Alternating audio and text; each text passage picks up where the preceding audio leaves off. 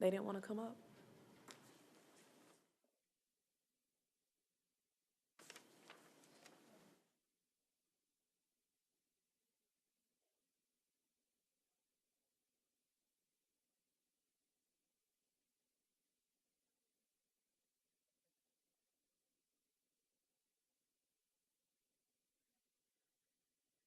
Okay, I'm going to call to order. Today is May 13th, 2019, fiscal year 20, operating budget hearings with the Budget and Finance Committee and Metro Council. Before us, we have the Beer Board. We have the Executive Director, Benton McDonald, here before us. You have no one to introduce, I guess, so the floor is yours. Thank you, Madam Chair.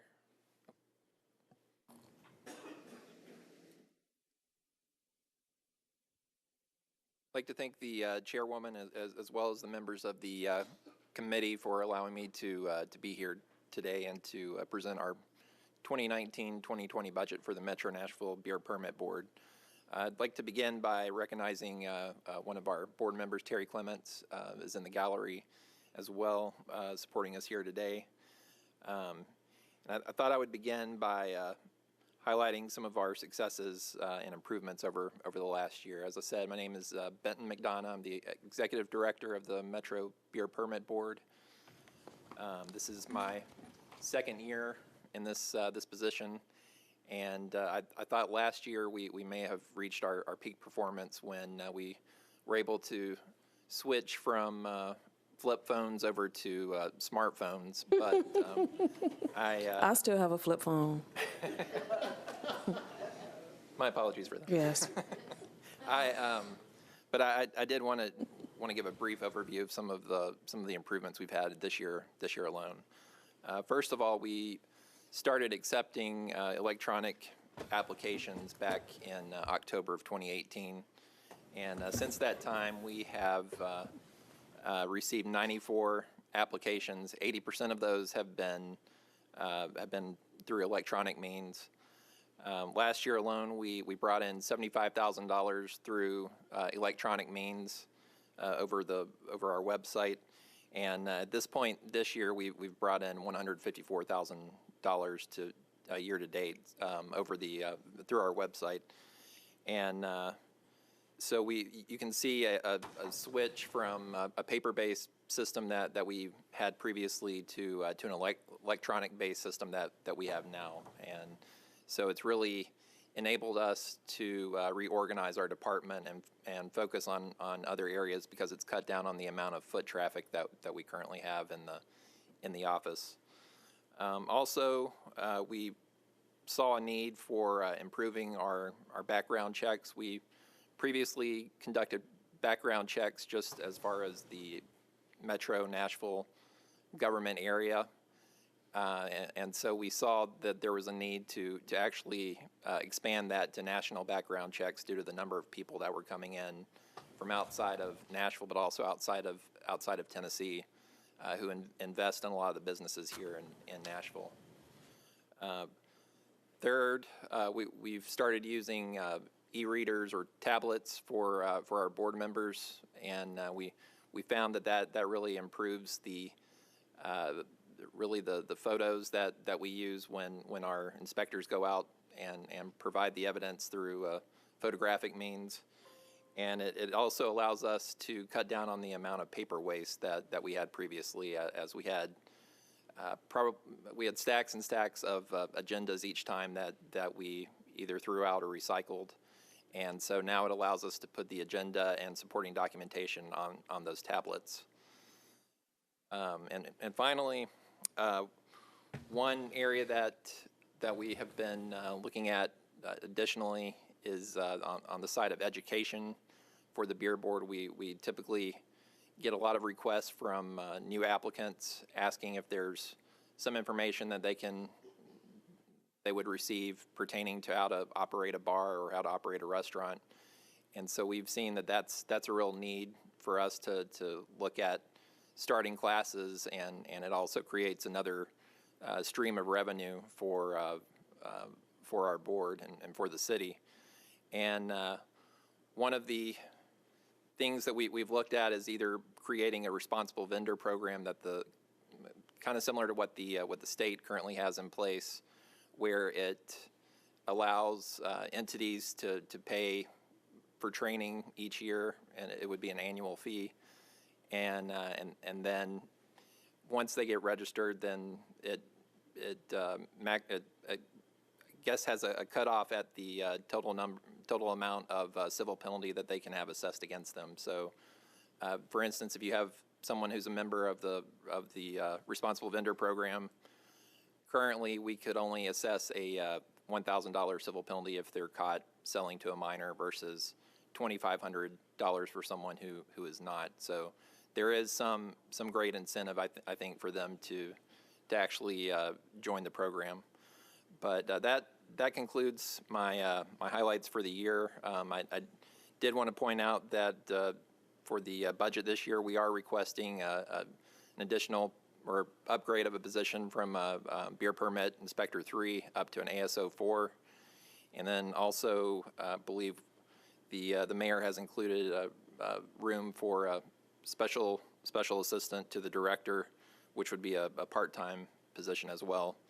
But just in closing, just wanted to make sure that I thank my team of Terrence Darby, Amanda Webb, Darrell Hardrick, Doug James, and Alicia Viravuth, who helps us on the finance side, and also the board members Brian Taylor, Talisha Cobb, John Spraggins, Kia Jarman, Jack Davis, and Chris Bellamy as well. So I appreciate your time, and I'm happy to take any questions you may have at this time. Thank you so much, Executive Director McDonald. Councilman Davis. Thank you, Madam Chair. Quick question. Any updates on the, I know there's been some talk about, we have food trucks here in Nashville, but allowing the food trucks to sell beer or allowing food trucks at festival that just serve beer. And any updates on that? We continue to look at that and to discuss the options for that. I think one of the biggest concerns we have would be defining what a premises would be for a food truck. So that's something that we're always looking for opportunities to allow Nashville businesses to grow and flourish, and I think that's obviously one area that we need to continue to look at. Now, I'm not an expert. I know in Austin, other cities, they do it, and finance and Mike Jameson may want to help with this. Hypothetically, if you're able to wave your magic wand and tomorrow we have food trucks that are selling beer, that revenue would come directly to our coffers here at Metro. Is that correct? All of our revenue goes to the general fund. To general fund? Yes. Thank you. Thank you. Thank you, Councilman Davis. Councilman Davis, Anthony Davis. Thank you, Chair. Benton, thanks for all the great work. Appreciate you and improvements you've made. I missed the first little bit of your spiel, but I was going to just ask if you are continuing kind of some of the technology improvements and things like that I know you were working on your first year. Yeah. Yes. One of the things that I did mention happened to be the tablets for the board members. And we actually had a situation where IT found some refurbished tablets and allowed us to use those, but we've kind of run into a situation where they're just not functional at the moment, and I think they're rather outdated. So we are in the process of ordering new ones at the moment with some extra funds that we have in our budget, and so that. Moving forward, I think you're going to see a big change as far as the agendas and things of that nature go for the board members. Cool, appreciate it. Yeah, and I'll keep thinking of any other ways I can help improve the industry around town. And thanks for all that you do. So appreciate everything. Thank you. Is that a shameless plug, Councilman Davis? Sort of. Councilwoman Henderson. Y'all off the chain today. Councilwoman Henderson. Thank you, Chair Vercher.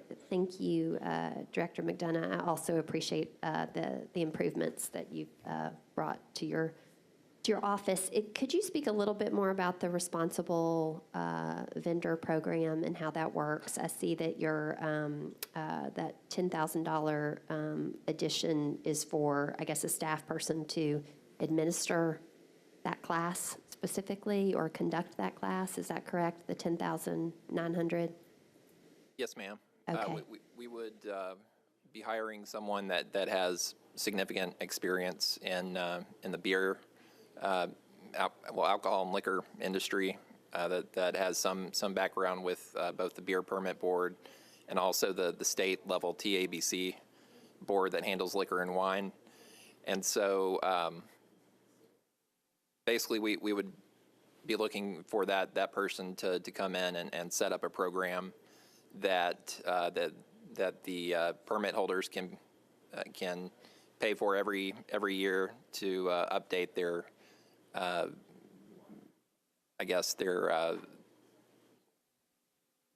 their responsible vendor program and to be able to be registered with us in that way. So we're just looking for someone that's going to come in and be able to oversee the program and to carry out the responsibilities of that. Okay, I appreciate that. Is that designation of a responsible vendor, is that a sticker or something that somebody displays so that they, you know that the business, I mean, I think everybody understands that these businesses are supposed to be held to a standard where they're not selling to minors and so forth. You mentioned, though, if somebody did participate, is this program optional? It is optional. Okay. If somebody participates in this program and I guess kind of renews it annually or does whatever they need to do to kind of keep up the education about it, you had indicated that previously if somebody had been fined for selling to a minor, it was $2,500. But if they were to have participated in this program, the max fine to them would be $1,000?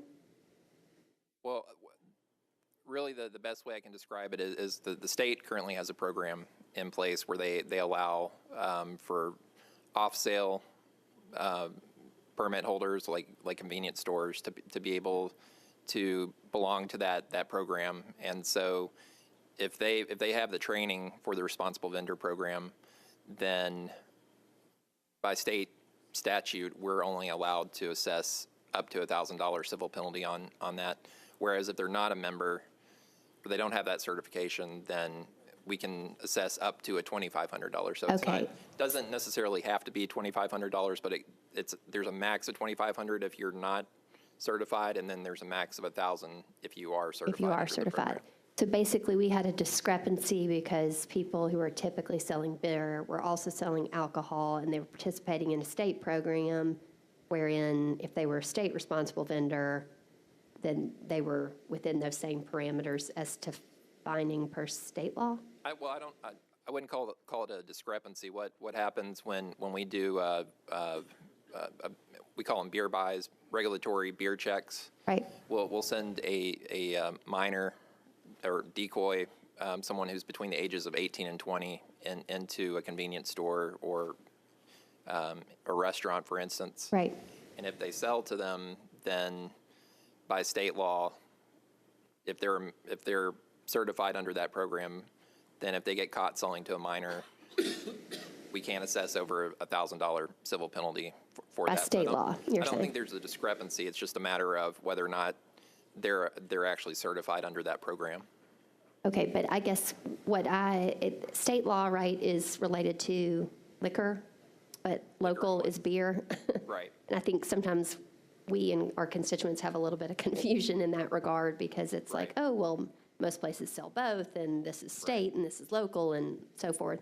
So do you feel like that's a good compliance mechanism or a deterrent? I mean, you would think somebody who goes through that program, that they should know better, right? Like that their staff is being appropriately trained and they're not selling to minors. So it's almost kind of seems like if you'd participated in that program, you were being able to say, we're a responsible vendor, and then you did sell to a minor, like, I would think maybe you would incur a higher fine personally, but Well, do you find that those folks are repeat offenders, or does that tend to be an anomaly?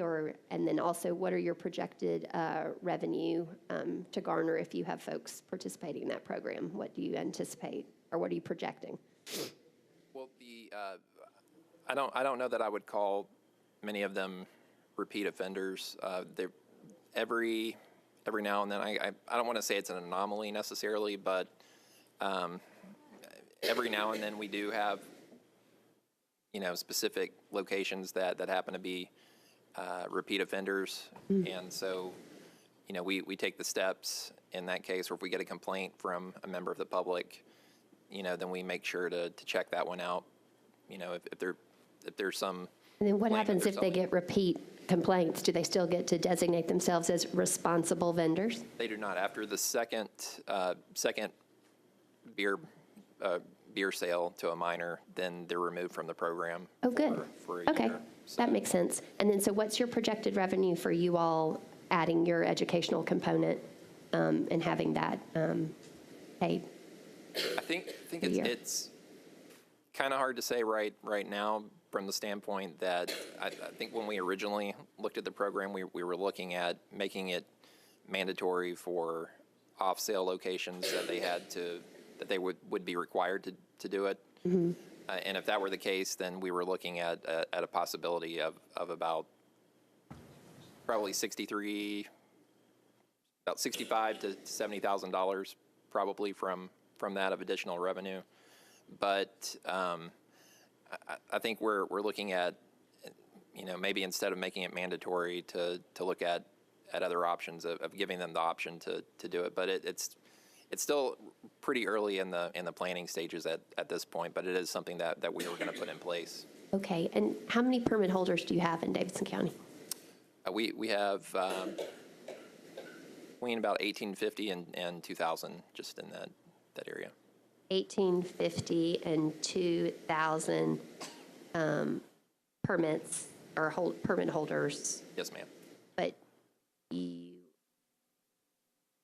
and then how many did you anticipate would participate, or what would? What we were talking about was that if we required the off-sale locations to do that, the off-sale locations, I want to say there's approximately 600 in the county. Okay. And then what are you anticipating will be the charge for it? I'm sorry. Can you What are you anticipating will be the charge for it? What do you intend? Are you still?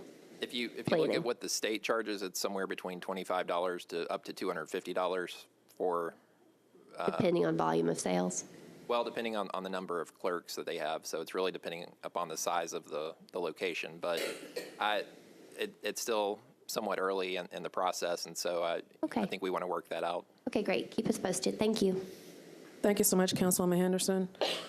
Executive Director, thank you so much. That concludes your budget hearing. If we can have the Human Relations Commission to begin to work your way down. Thank you so much.